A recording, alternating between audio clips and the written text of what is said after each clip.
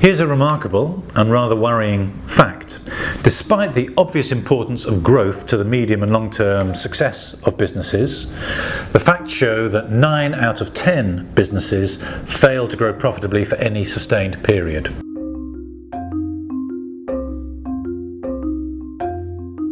I call this the growth paradox, and it's the subject of my recently published book, The Growth Director's Secret. The growth paradox has a number of implications for the business world, but one of them is that it implies that many marketing campaigns are failing to do their basic task, that of persuading more consumers to buy their brand. So why might this be? Well, I'd suggest that many marketing messages land at times and are delivered in ways that make it unlikely that they will be received successfully. Previous videos in this series explained that most of the time we shop on autopilot from a small group of favourite brands. We choose these brands subconsciously, we bond with them emotionally, and we give them 75 to 90% of all of our business. Crucially, our brains actively screen out messages from competing brands in order to protect us from the complexity of our lives. This helps to explain the high wastage in many marketing plans. In effect, many of the marketing messages that we're sending out there are falling on closed minds. So how can you address this and ensure that you are always marketing to open minds? I'd suggest there are 2 key principles to remember.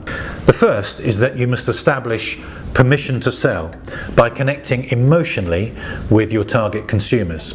We're hardwired to listen more to people or brands that we like or feel empathy with.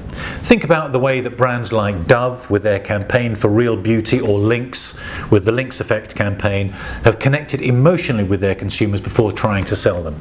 Secondly, target your messages at the moments when autopilot decisions are taken, those emotionally important moments when the performance of your product or service is disproportionately important. I call these moments of maximum emotional engagement, or me moments.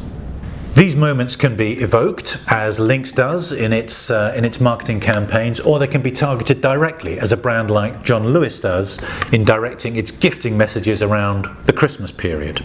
Targeting messages at these moments will ensure you have much more chance that they're actually listened to. So, to ensure your marketing messages reach open minds, the Growth Director's advice is clear. Make sure that you establish permission to sell before you actually try to make that sale, and target your messages at those moments of maximum emotional engagement.